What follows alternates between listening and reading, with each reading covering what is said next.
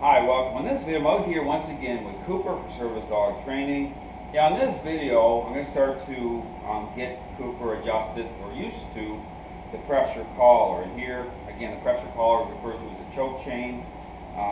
It's to add a little bit of influence by way of a little bit more leverage in certain situations. So here, this is where I'll use two collars. I have both collars on at the same time, the standard collar and the pressure collar. Now, I'll be moving just again, I'm working on just the one-step method with lining this up. So as I move forward, I'm going to be stopping, I'm going to be putting him in the sit position. So here the focus is on starting to get him to sit automatically as well. So again, it's about being proactive as you move, giving him information ahead of time, okay, that makes all the difference, and lining it up. So again, he's on my right side, and so again, starting to get him to be agreeable to coming into a very specific location here right beside me, and then as his perceptions change over time, I can make an adjustment with moving him up a little bit more to help for crowd control for his owner. So here I'm going to start to move with Cooper. So as I move forward here, as I move forward, apply a little bit of influence. I'm going to put him into the sit, do a little push-pull for a second. Now because I'm using the pressure collar, this is where I'm doing the push-pull. I don't have to push as hard meaning that because that collar's on him and that increases the level of influence. I want to be a little bit more aware, a little bit more intentional with not pulling up quite as much. So here the goal of this kind of interaction is to start to get him used to the feel of the collar and how I'm using it. So again, move forward here a little bit. So just take it forward. Sit, a little push pull. Bring it forward. Notice I'm changing hands over. I want him to sit right here. A little push pull. Bring it forward. Sit. A little push pull.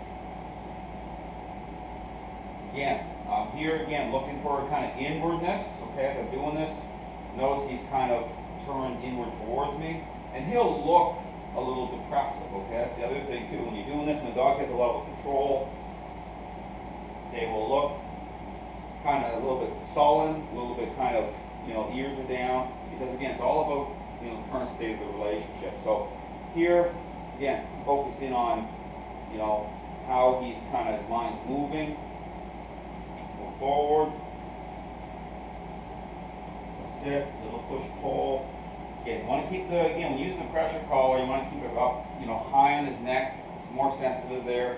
But again, not waiting for him to over-invest, okay? Because the idea here is not about cranking and yanking on Cooper at all. This is about how you're using the tool. So again, giving more leverage. So here, see a little tap here. Put a little pressure here to see his head start to turn in towards me slightly. Again, move forward, put him into a sit, little push pull, and again, same thing. Move forward again with him, put him into a sit, just a little push pull. The same thing. Very, very agreeable. Forward.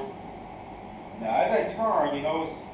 If he's on my right side, okay, I'm turning into my right. So that way I'm using my whole body. I'm using my leg to help to kind of guide him. Okay, I'm moving into him. So again, when you're with Cooper, you have to turn. Typically you want to try to turn into your right. Unless you can, of course you turn the other way. But generally, like 90% of the time, if I got to make a turn, I want to move into him just like this on my right. See how my leg just kind of makes a little bit of contact with him? So the contact's not meant to, jam him or, hurt him or anything like that. It's meant to kind of nudge him and guide him and kind of, using my whole body. That gives me more control as I do this.